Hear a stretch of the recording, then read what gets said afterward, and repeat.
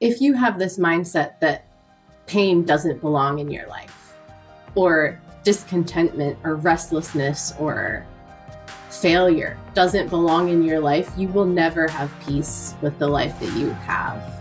But if you say, you know what, my life is a full spectrum of experiences and there is room for everything, and that doesn't make going through the harder experiences all that easier, but there is, with that acceptance, you can start to relax a little bit.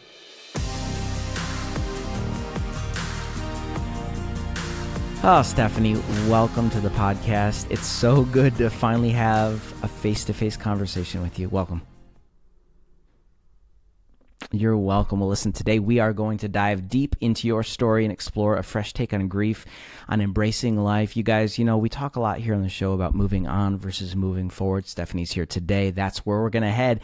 But Steph, I want to start here. Give me your take on moving forward after loss versus moving on. Thank you for that question.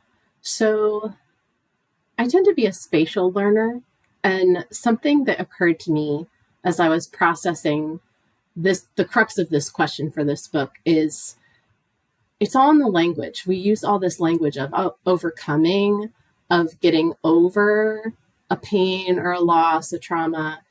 And it seems to me that this call to move on from something is really to create as much distance as possible between your real time and the occasion of grief or pain. And I'm, as many of us, I'm not convinced that that's the healthiest way. I think moving forward is just the baseline reality that if you are grieving something that was, whether that's a person who's no longer with us or a relationship that's no longer current, that came to an end, or a reality that's no longer current, to move forward is you do have to keep living your life as long as life is yours to live. So you can't, as much as you might want whatever you had in the past, you can't bring it with you into your present. So you do have to find a way to make peace with that. But I think that making peace is an invitation to processing that grief rather than just merely creating distance between you and the places where you've experienced hurt. This is so fascinating. We've talked a lot here on the podcast. I wrote about in my book that peace is not the absence of conflict. So let's just stay here for a moment and nuance this. Making peace is not, what I hear you saying, is not about putting a bow on a circumstance in the past. Instead, making peace is what? What are the tenets of making peace? I think making peace is an active process. It's the active process of reckoning with the joy and the sorrow that a life holds. So it's making peace it's something you have to work out. It's almost like you're being handed a knotted, string, and you have to sort the threads. And you're the only one who can do that work.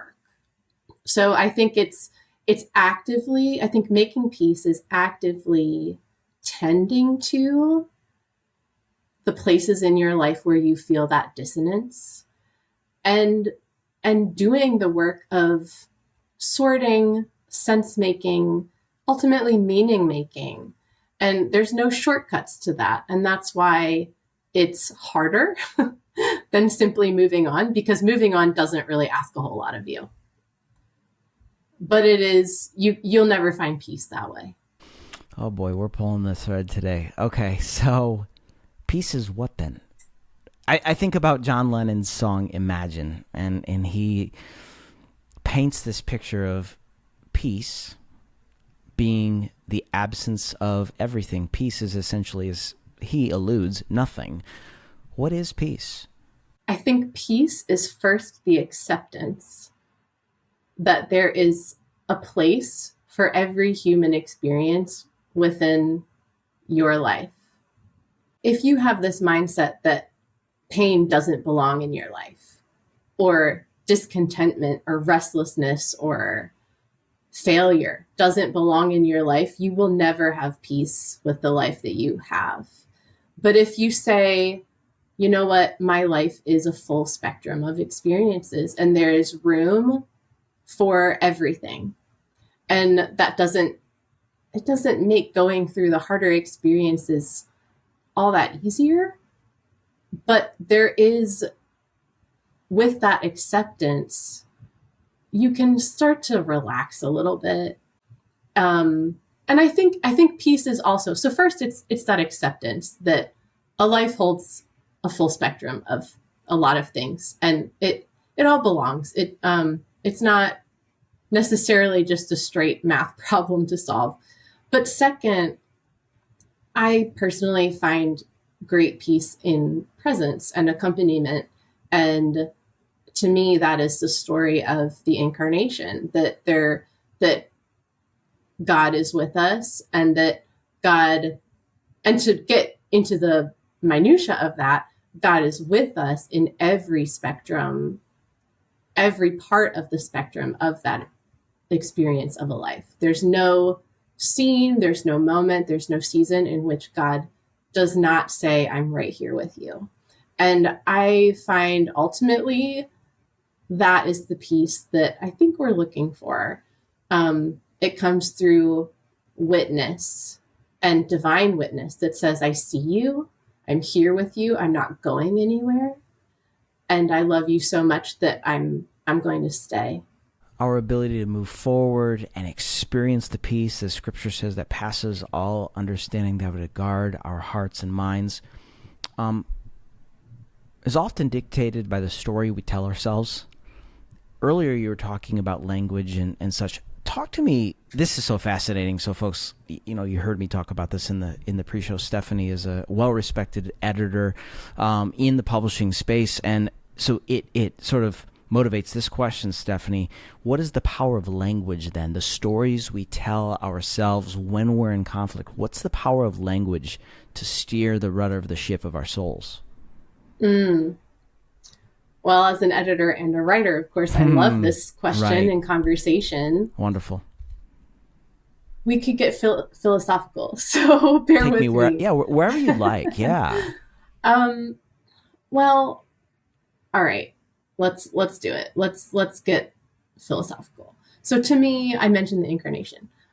I think it is very core to my personal spiritual practice and, frankly, editorial and writing practice to recognize the power of the Word made flesh. And I think of that is, of course, what the incarnation means in a literal sense. The original etymological meaning is the Word made flesh. And to me, that says when God speaks, it is meant to be embodied. So in God's economy, in God's vision for the world, every word that is spoken is meant to be embodied. And of course, the inverse of that, and our kind of broken reality, is that many words are spoken and they're never embodied. And we experience a kind of split nature. And that's where, that's what a lie is. That's what an untruth is. That's what an oversell is. There's so many different expressions where we say something and we don't say what we mean, or we don't do what we say. And that's where the problems come. I think the stories that we tell ourselves shape us in ways that we rarely even realize. That's why it's so vital to tune into those stories and be self-aware of them, and also revise them in real time as needed. Because a story, something that happens, what happens is separate from the stories that we tell ourselves about it. And we could tell a story from above, or we could tell a story from below. And probably whichever one we go with, we'll start believing. So that is going to change, the narrative of your life. Crisis happens to all of us, so we have an opportunity to move forward. And the question is, what's the story we're going to tell ourselves in that? Leads me to this, Stephanie. Moving forward isn't because of grit or forced resilience. Brilliant words that you offered us. You offer another way forward. What is the better path? Because many of us are habituated to muscle up, put our heads down and get after it. I believe in building resilience, but there's a better path. Yeah, I actually feel very passionate about this idea because I work in publishing. So full disclosure, it is so much of my job to acquire and develop and market books that are going to reach readers, that are going to sell, that are going to be commercially successful. And often what people want and what is commercially successful is the overcomer stories. And there's a wonderful place for stories of, you can call it overcoming. You might call it resilience. You might call it healing. I want all of those things. I want those things for me. I want them for everyone I love. But there's a way to do it. I think there's a way to tell those stories responsibly and irresponsibly. So before I get to the better way, first, let's just quickly address the ways that don't work. You can go into either opposite extreme when it comes to how do I heal from what has happened. The one end of the spectrum is denial. So that's the moving on. It's like, look, just shove this under the rug.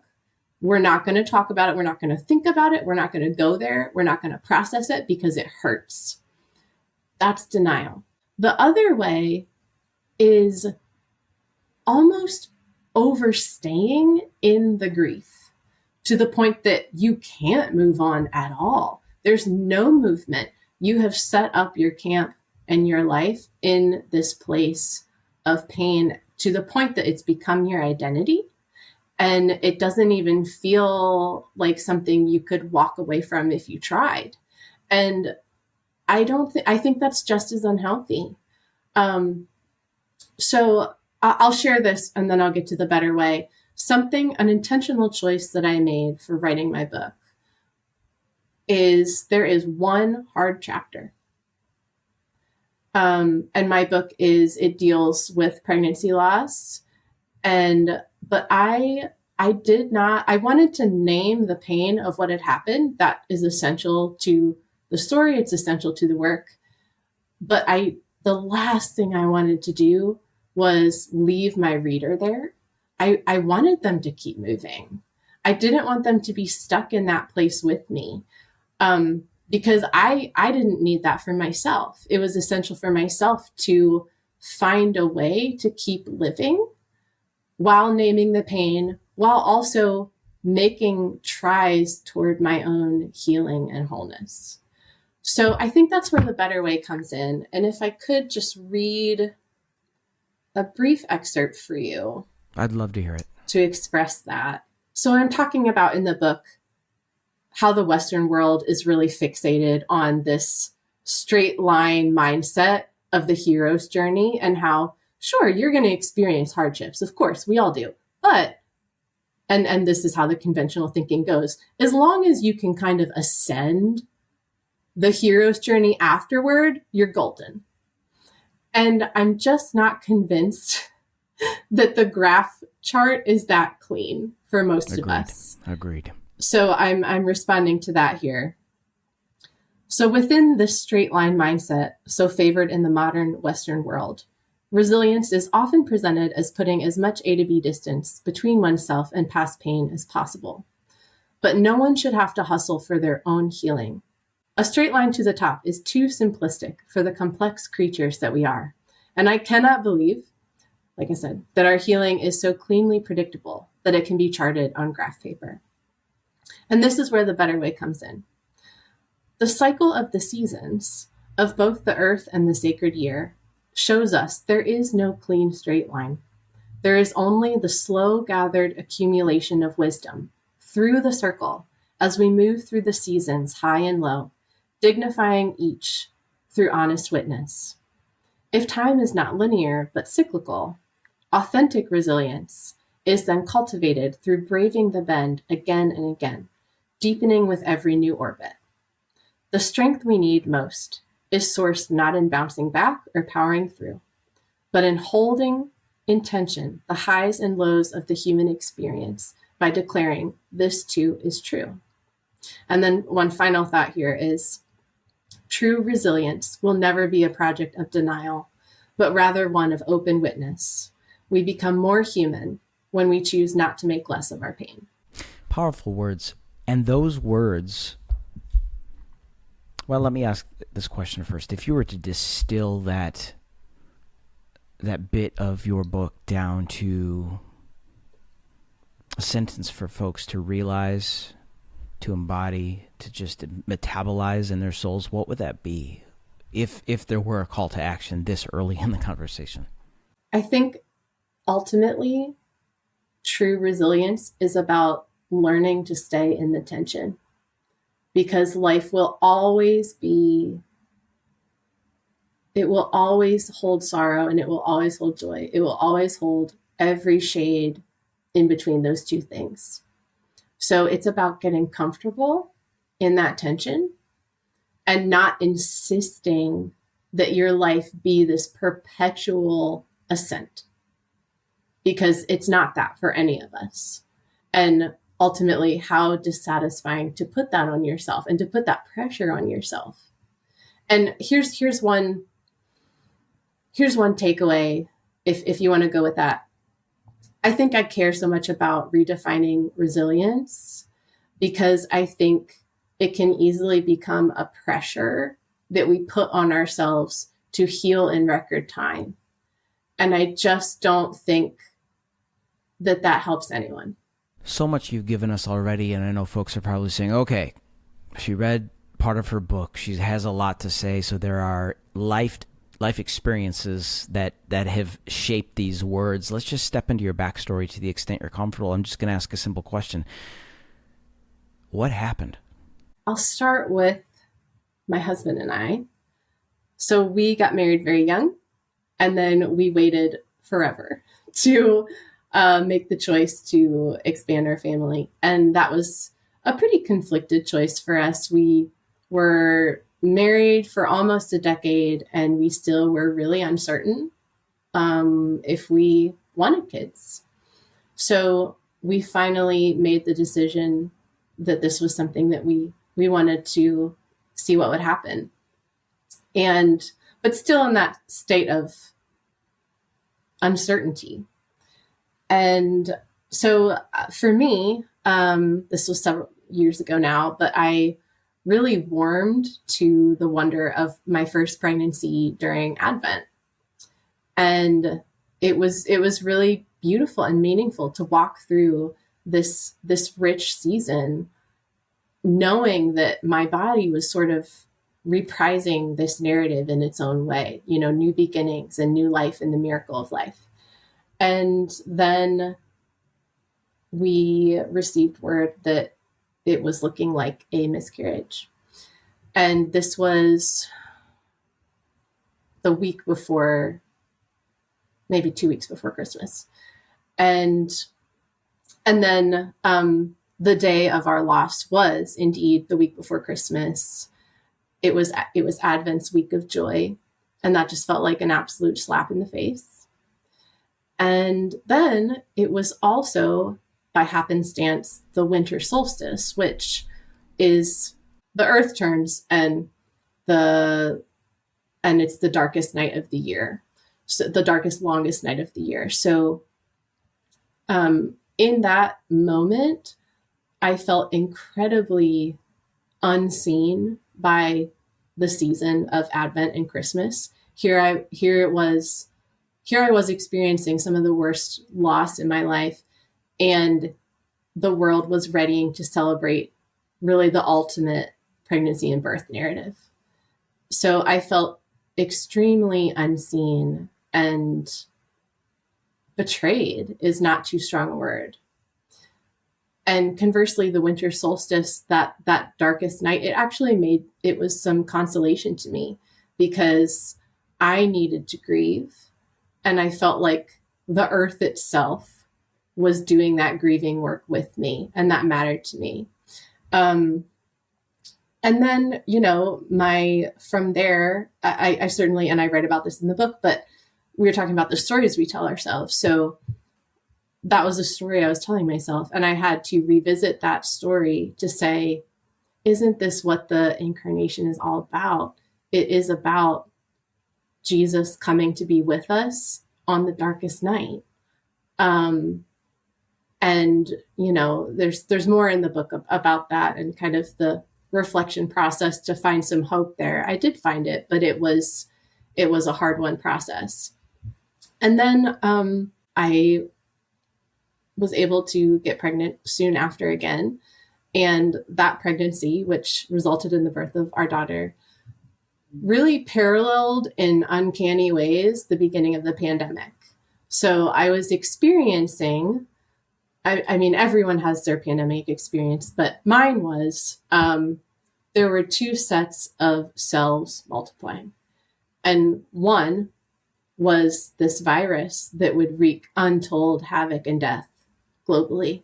And the other was, and it was, that provokes fear. And that fear was very deep in me, as it was for many people. And then this other set of cells was the early beginnings of this pregnancy. And I was just hoping and unknowing how this story would go. So I wrote the book from this place of dissonance.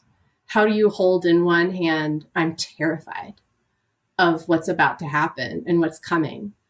And also, I'm desperate for hope that it will be different this time. And I'm desperate for this good thing to have a chance. And those are my particular experiences, but I think we're all familiar with that dissonance, right? And that unknowing of how is this story going to go? And I hope it works out. It's amazing you used the word betrayal, because as I was listening to you, a question was emerging, and it was, I wonder if she felt betrayed by the Lord himself. And so I'll just kind of go there and let's double click on this. We read in Scripture the promises that he's the same yesterday, today, and forever. Hebrews chapter 13. We read that he said, I will never leave you and never forsake you. But adversity is so loud and so up close, and disappointment mocks God and says, if he was faithful and if he was true to his word, why did this happen? And here we are back to writing a narrative, believing a narrative, right?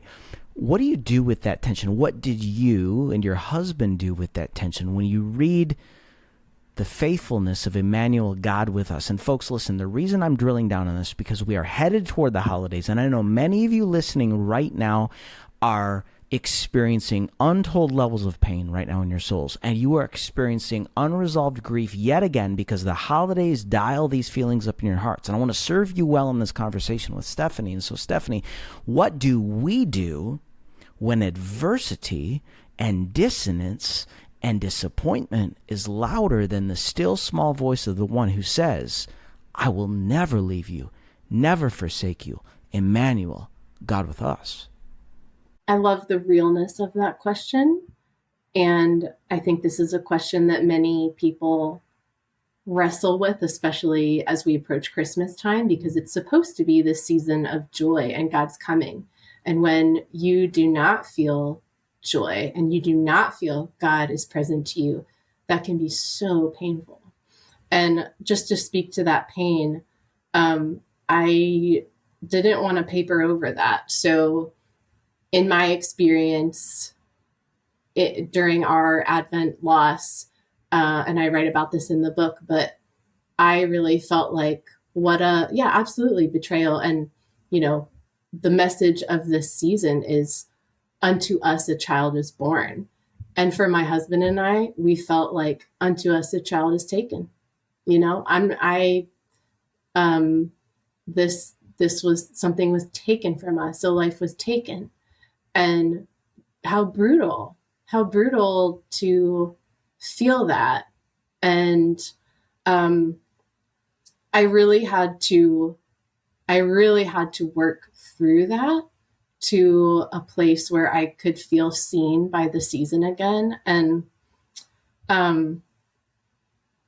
it's impossible for me to sum that up in a soundbite for you, but I can bring you to something that I came to, which is, and I'll read this briefly. I really do believe that the incarnation always brings good news, but it never minimizes the realness of our pain. Advent declares the hope that a light is coming, but first it declares the truth that the dark right now is so very dark. And I think people forget that. Christmas is a celebratory, feast day and season, but Advent is not. Advent, and this is what helped me, and I had to come back to and return to and remember. Advent is a world crying out for God. Advent is a world crying out in pain. And the way that I've come to think of Advent and Christmas, but also really our life of faith writ large, is call and response. And this is a way that I express that in the book, but the God of Advent is not a God of indifference, but the God who imagined mere neurons into existence, the cell network responsible for so much of what makes us human, which is the basic ability to read and respond to the emotional needs of others. Every human encounter of empathy begins with mere neurons firing in witness to pain. It is fitting, then, that the sacred year begins with Advent. Human pain is the call, every nerve ending crying out. The incarnation is the response, every mere neuron of God firing, volcanic in awakening. God hears the crash and cries of our great fall, and, like a mother, comes running. Emmanuel rushes through time and space to be not just near our hurt, but human with us in it. I had this suspicion that this conversation was going to be like that slow pour, and you slowly sip on it, and you got to savor it, and it has rang true already. Steph, you're giving us gold. But this is not sound bites, as you said. These are things to ponder and to meditate upon scripturally, like to chew on them and to allow them to metabolize into our nervous systems and into our spirits and souls. And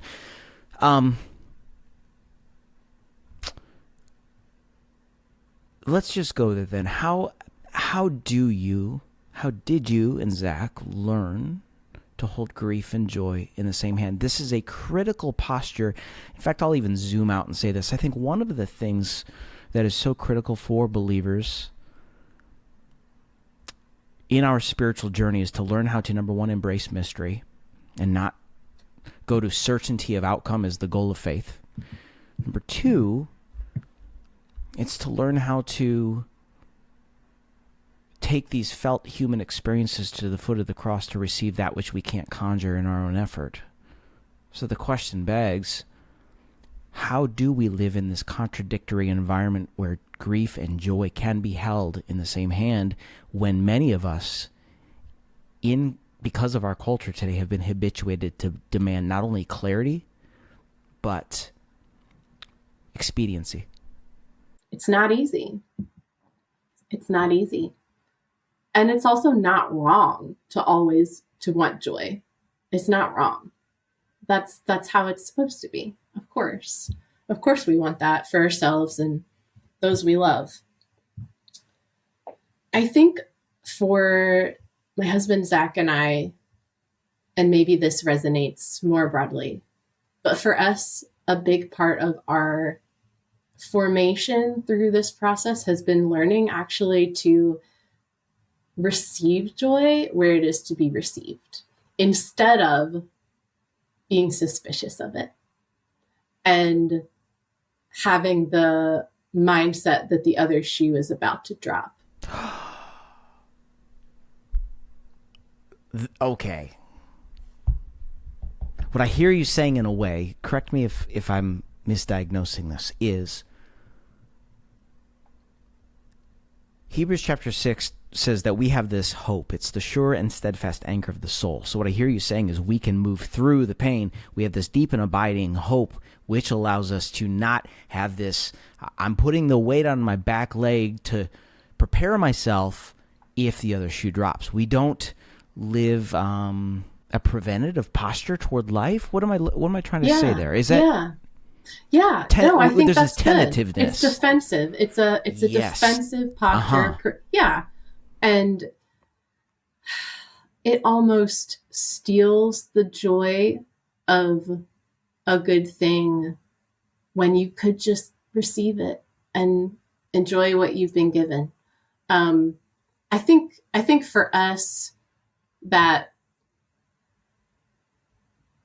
sort of refusal to accept joy stems from past experience of things not working out. And when you get convinced, like, oh, this is too good to be true, then you really can't be in the present very well, even if the present is good, because you're convinced that this goodness is never going to last. Because in the past, that's what's happened for you.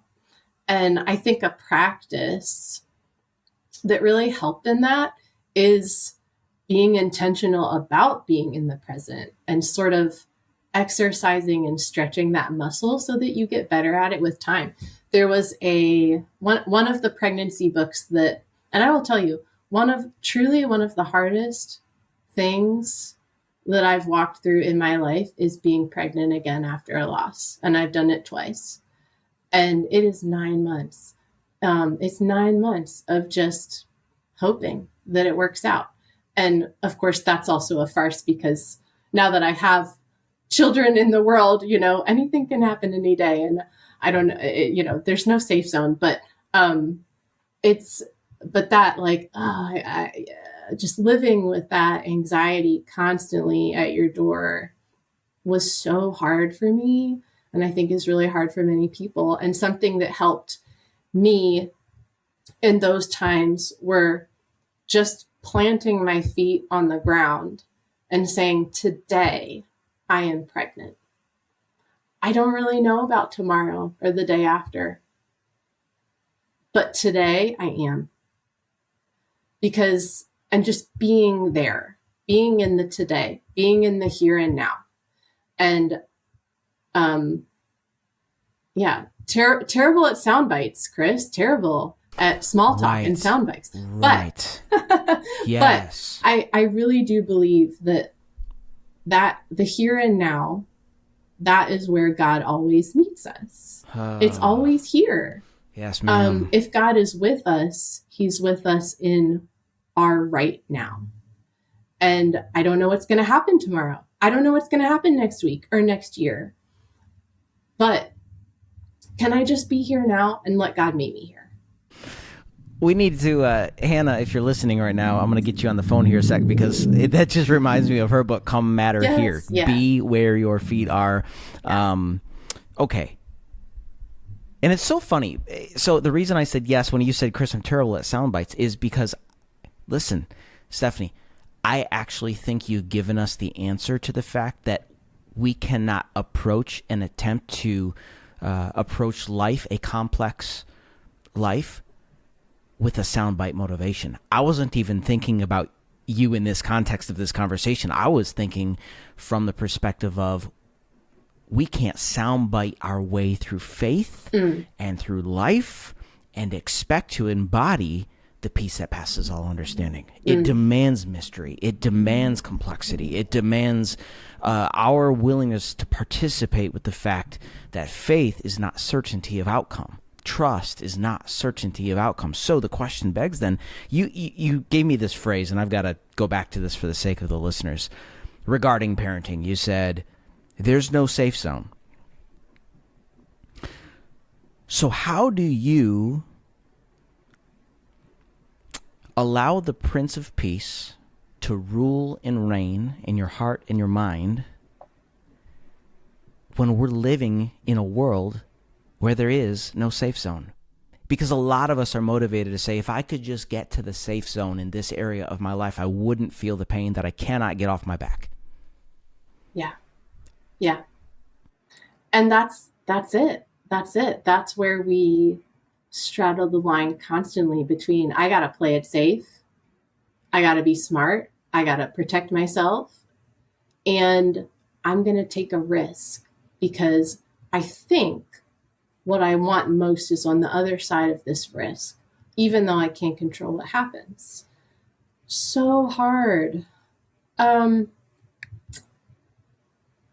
say this. Something that interests me is studies have shown when and where you have safe attachment, and attachment theory is being such a rising conversation.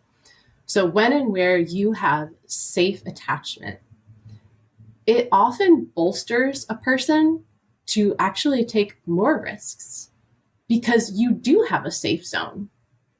There is a safe relationship. And from the base of that safe relationship, you feel a little more emboldened to go out and take risks. So I have a 3-year-old and a 1-year-old right now. And my 1-year-old is just walking. And he's starting to do this thing where we'll be in a setting with friends and there's kids on the floor, there's grown-ups, it's happy chaos. And he will start to venture out from our little station together. He'll start to venture out, but he's always looking back to make sure every now and then that I'm there because I'm his safe base. But he feels emboldened and encouraged. I mean that in the finding his courage to go out and explore because I'm safe base, I'm still here. And I think that that's just human dynamic when we have that. And if you can cultivate that safe attachment that is earned with God, I think that emboldens us to say, I'm going to go for this. Folks, I hope you have a really hot cup of tea or coffee right now. This is a rich conversation, and I really trust that you're going to go backwards, even listen to these moments again. I'm going to, again, put a link to Stephanie's brand new book, Even After Everything, in the show notes at wintoday.tv. Steph, whenever you want, go for it. Thank you. So there was a moment in, I think, my second trimester with my daughter when it was the pandemic. Every appointment, I was masked. I was terrified. Didn't leave my house, And there was a moment when, and we had a couple scares along the way. Everything was fine, but we had the scares. So there was a moment when my healthcare provider said, everything looks good. You're out of the woods now. And I was so relieved, of course, but I also thought, are we ever out of the woods? Wouldn't that be nice? But isn't life just a wilderness of woods for most of us? And yeah, I don't know that circumstantial safe zone exists for any of us, but I do believe, so yeah, I don't think we'll ever be out of the woods, but I do believe that we can live our lives in communion. And we will create emotional pain by trying to get to it, trying to create it, right? Yeah. Yes. Yep. Because you can't control it. You can't control it. So you can't control the circumstances, but you and I were made to live in communion. And if that's our safe zone and we anchor ourselves firmly in that safe attachment, it's going to make everything easier because we will know and feel and experience that we are accompanied through everything. The safest place to be in life is in the presence of the Lord. That's what I hear you say. Yeah, well, and that presence is in a world of overpromising. That presence is the promise that will always hold up. So there is absolute security there in a way that you're never going to have safe attachment to circumstances outside your control. I've tried. You're As most of nailing us have. this. Yes, you're nailing this for us because, folks, if we can just slow down even to the cadence of this conversation, and even what I'd like you to do is take a moment to think about various areas of your life, in various domains of your life, where you are trying to wrap your arms so tightly around those circumstances to maintain control or to seize control. Think about the emotional pain, the mental pain, the distress, the anxiety that is being inflamed because of that. Just think about that. So Yeah. You're exactly right, Steph. Did you want to read something? You had something in mind, or? I paraphrased. So Lovely. Okay. Well, I want to go back into the story because you were talking about the season of realizing the pain and the trauma of the miscarriage in the Advent season, and the word you used was betrayal. Moving with the feelings of betrayal, taking them to the Lord to receive is the grief process. Scripture says he comforts all who mourn. So why do many of us hesitate to enter the grief process and lament wholeheartedly and thoroughly? Because we don't often want to stay in those painful emotions, because that's what they are. They're painful. They're really painful to be there. I think that's a huge hurdle. Parallel to our conversation of moving forward versus moving on from, to move into healing, we have to move through grief and we have to process that grief. And for most of us, that's too uncomfortable. We'd rather not. And that's when the bypassing tendencies start to come into play. But there is such peace, as we've also talked about, there is such peace in bringing those emotions that are painful, that feel too big for you, that feel too much, to God, who they're not too much for. And really leaning into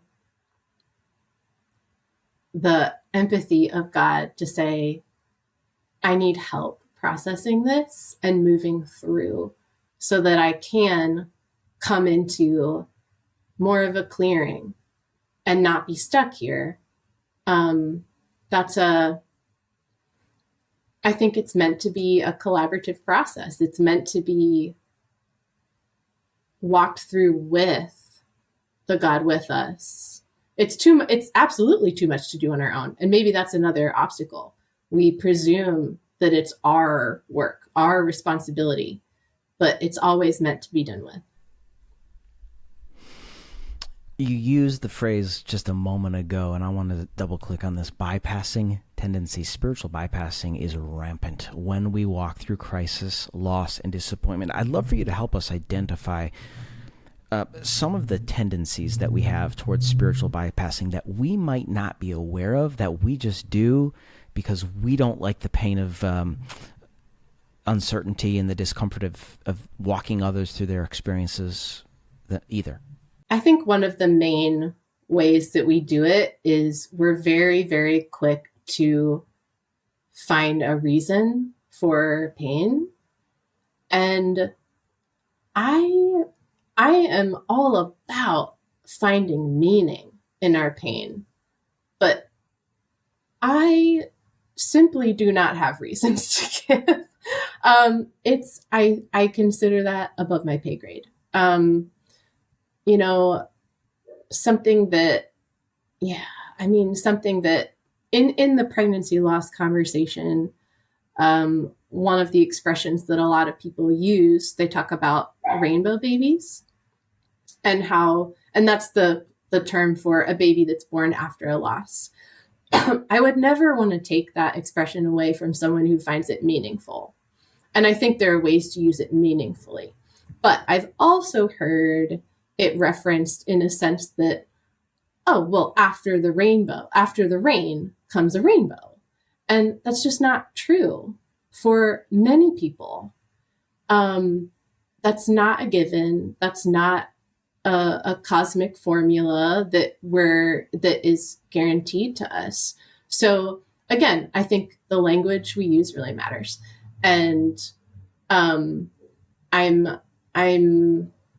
I don't have a great tolerance threshold for language that lunges at reasons that may or may not be there. And I also, to put it to a point, I write about this a bit in the book, but I actually feel that when we put words in God's mouth that God never says, that is a way of taking God's name in vain. And I think we do that all the time. Oh my gosh. Would you say that again? Yeah. That is stunning, Stephanie. When we put words in the mouth of God, I think that is another way of taking God's name in vain. And when we put reasons in the mouth of God that God never says, that God never offers, I think that's not only, what's the word? I think that's not only profanity in a way, it's profane, but it's also deeply damaging. I could not tell you the reasons why I've walked through my losses. I could not tell you the reasons, the cosmic, divinely ordained reasons between all the ways the world is suffering right now. I really can't. And I don't think anyone can. So that's one way we bypass, by just almost that impulse, that lunging impulse to find a reason. And I wish for all of us that we could learn to replace that impulse with a search for meaning instead, because that can always be available to us, but I don't know about the why. I really don't know. Let me attempt to synthesize what you said a little bit. If I didn't get this right, just help me kind of shade it. But yeah. What I heard you say in a way is that finding meaning after loss is not at all equivalent to finding reasons for the loss. That's right. Yes. And I think we confuse those threads by making them synonymous. Indeed. But you don't have to know the why for your suffering to heal from your pain. I need to sit with that for a second. That hit me in the chest just now, and I'm having this visceral response because it's so real to me right now. Folks, like this year, I've lost 3 friends in 3.5 months. Yeah. And you don't have to have a why. Folks, we are headed toward the holidays right now, and this might be worth the price of admission today. Thank you, Stephanie Smith. Oh my gosh. You don't have to understand the why to heal from your pain. Did I say that? Did I mirror that correctly? Yeah. I think we'll be wondering the why for our whole lives, but we don't have to. What's available to us right now, if not the why of it all, is the meaning making in the midst of the pain. Folks, we've talked about this on the show. So suppose, Stephanie, we did get the answer to why. Let's just play this out. It doesn't change the outcome. So really what we need more than the answer to why in the depths of our pain is not the answer to why, it's the healing of a broken heart. We're coming full circle with where we began in this part of the conversation, talking about how Scripture says He comforts all who mourn, but that presupposes the fact that we will wholeheartedly be willing to move through the pain to receive that which only He can give. Again, let me say it again, folks. If you got the answer to why XYZ happened in your life, and you're headed to Christmas Day, you're headed straight away into the holidays, and you're struggling to breathe beyond your broken heart, the answer to why is not going to change the outcome. And I don't mean that in any type of insensitivity at all. What I am saying, though, is option B is we can find healing where there's an absence of why. Yeah, and playing off of that, I want to be very careful to affirm that human impulse that wants to know why. I want to know why. Of course, Stephanie. Of course we do. And even if Jesus can ask why on the cross, we can ask why. That is the most burning question, and we're allowed to ask it, and we don't have to be ashamed for asking it. We're sorry. However, if we can't have the answers to the why, we can always have, and what is always available to us is the radical witness of God. Amen. So we might not know the why, but I don't think the healing is going to come through a cognitive understanding of why. I think it's going to come through the encounter of us in our pain with the God who is with us in our pain. You said you weren't good at sound bites, but you are dropping gold right now. What drains us of the last of our strength isn't the fight itself, it's the forfeit. Your words. Say more. Yeah. Well, I think that is speaking to the loss of control that is one of the most painful things we can experience. It's knowing that there's nothing you can do. Because I think different emotions have different effects. And many have made the observation that anger can actually be profoundly energizing. Because when there's a fighting chance, or when we're angry about something, we are summoning so much energy and strength to stand up to that. But it's when you realize that there's nothing you can do, and when you realize that you have zero influence over how things turn out, that will take you to a dark place. In a roundabout way, and folks, you'll have to read this in Stephanie's book, Even After Everything. You give us this picture about ascension versus expansion. And in a way, we touched on expansion in today's conversation. What has been the greatest cost to expansion in your own life? Experiencing that for you and Zach? That is a scary question, Chris. I will answer it. To the extent you're comfortable. I don't at all want to put you on the spot. No, I appreciate it. I appreciate it. So I wrote about expansion in the book as a way of reaching out towards other people, towards human connection, towards really what ultimately the people and relationships that make life most meaningful. So that is expansion to me. Ascension, on the other hand, that's a solo act. And that's upward something mobility. It's how can I rise and ascend and be at my top, be at my peak, more, achieve. And I love all of those things. I love ascending on my own. That's great. But I do think that, again, what makes life most meaningful is that reaching outward, hand to hand, person to person relationship.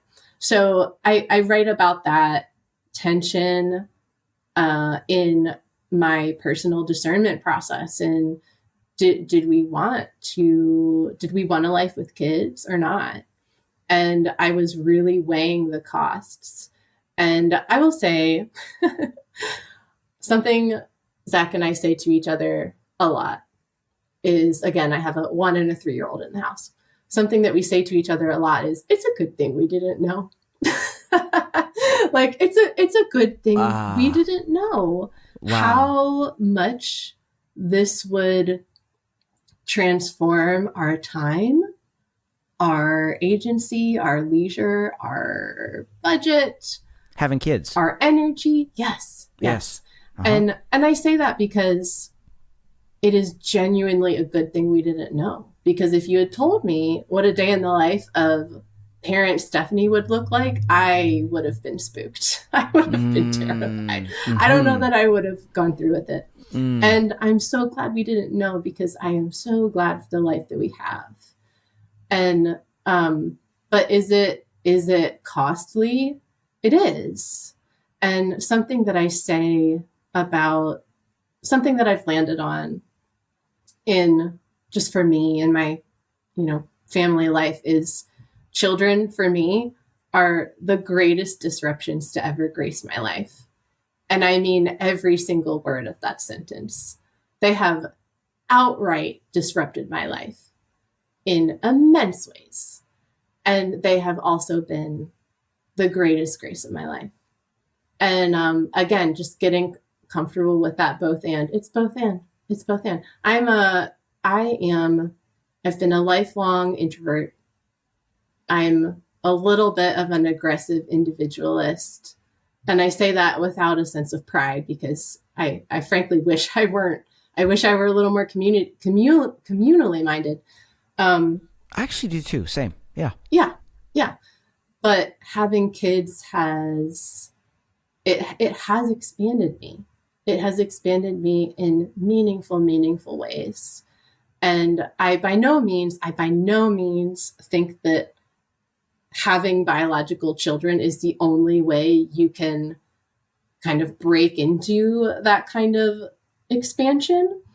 But for me, it's been a meaningful one.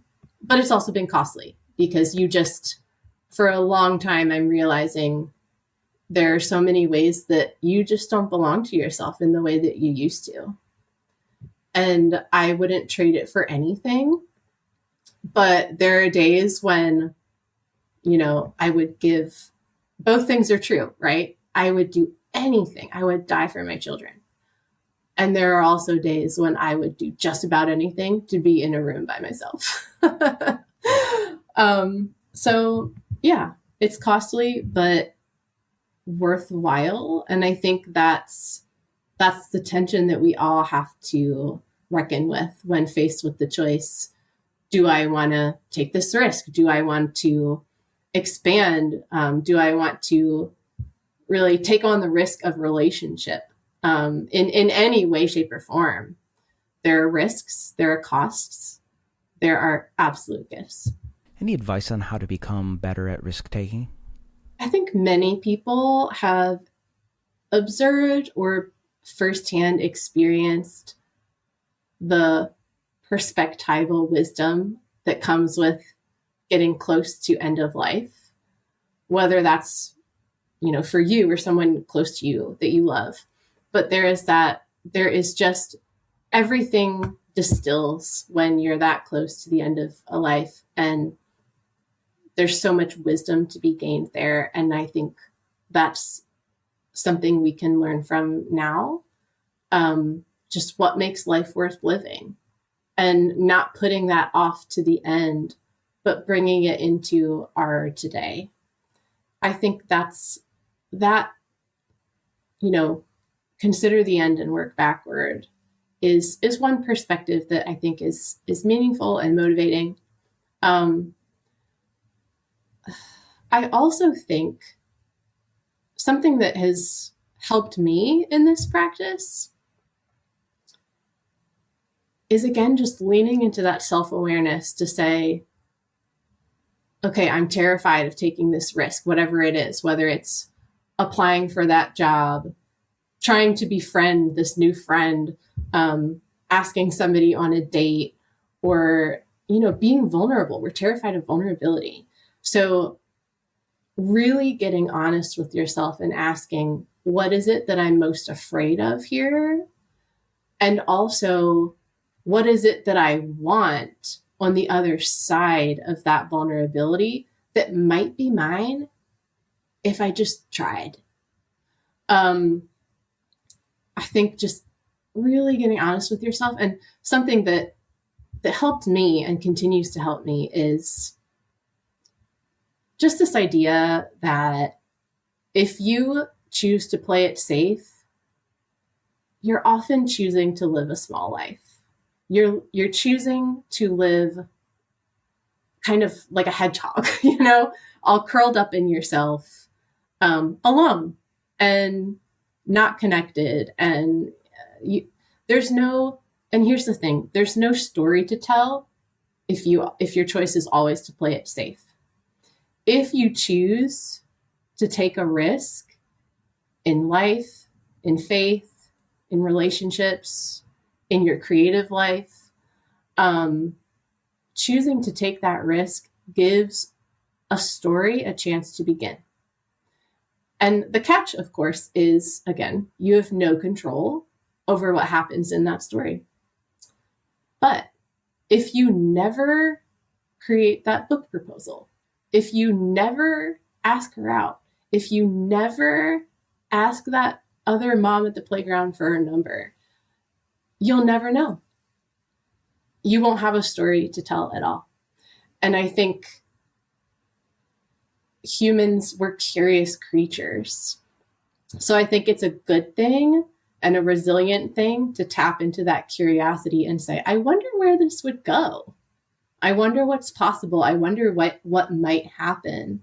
And also intentionally make space for true possibility of things actually going beautifully, in addition to, sure, an acknowledgement that you don't have any control. But I think it's about letting the story begin. From an author to an editor, I'll say you just put the period on the sentence. Guys, let me just kind of bring this thing full circle. We began this conversation talking about moving forward versus moving on, but my hope is that you've sensed the thread that Stephanie nor I planned for in this conversation. So I'll land here today. Moving forward isn't because of grit or forced resilience, but by receiving the full spectrum of life. You know, folks, I've talked a lot here on the show about Brad Stolberg's masterpiece book, Master of Change, and in it he talks about rugged flexibility, and I think this is the posture for us to embody. But Stephanie, I would love for you to land this plane for us today as we head into the holiday season. There are many folks joined with us today who are really hurting. The divorce papers just hit. The loved one just passed. The miscarriage news came. In whatever way you would feel would be compassionate and minister most effectively, what would you want to say to those folks listening today? I think what I would most want to say is that whatever pain you are experiencing right now, you are not only seen in it, but you are accompanied in it. And I think about the name that God revealed of himself to Moses, which is I am that I am. I am. And I think of the name that Jesus is given in the scriptures of God with us. And the I am is with us. The presence of all presences is with you in whatever you're walking through right now. And especially for all the ways that seasons and celebrations of joy can make us feel so deeply unseen in our pain. I think my invitation for myself personally, and I hope for you, is to find that anchor and find that communion with the God who's with you through it all. Stephanie, thank you. This conversation has been both enlivening, really challenging, like a rich conversation that I'm really thankful for. I really appreciate you. Again, folks, head to the show notes after my conversation here with Stephanie in a minute. Even after Everything is her brand new book, we'll put a link in the show notes at wintoday.tv. Is there anything else, Stephanie, that would be of value for us today, or anything else you want to share? Well, thank you so much for having me. And it's an honor. I would just say, I, as an editor in publishing and a writer now of this book, if anything resonated with you in this conversation, I'd be so honored to continue the conversation with you in my book. And what you will find there, we talked a lot about it today, is that tension of how do you ground yourself? How do you anchor yourself? How do you find your footing when life holds so much? And there is that just wrenching dissonance of the pain that you're experiencing and other people's joy and, blessings and gifts in their life. And what about you? So that's really the heart of the book. And I'm so glad to talk with you about it today. Oh, what a joy. Well, listen, I want folks to be able to track with you online with your work. I know you have the Slant Letter. It's brilliant. Is there a place where you'd like folks to track with you specifically for the book or just your current work? Yeah, I'm most active on Slant Letter, which is slantletter.com or Stephanie Duncan Smith Slant Letter on Substack. Yes. And that's a newsletter for anyone who considers themselves a writer, whether for personal or public. And all my book information is there as well. Well, before I let you go, I just want to honor you in front of all my listeners. As I shared with you, you and your wisdom really helped me in my early journey toward publishing my first trade book this year. And so I just want to say thank you publicly, but more so for this conversation, Stephanie, you have given us a gift. And I think this is one where I at least am going to revisit and reread a lot. So thank you for the gift that you've given us today. Thank you.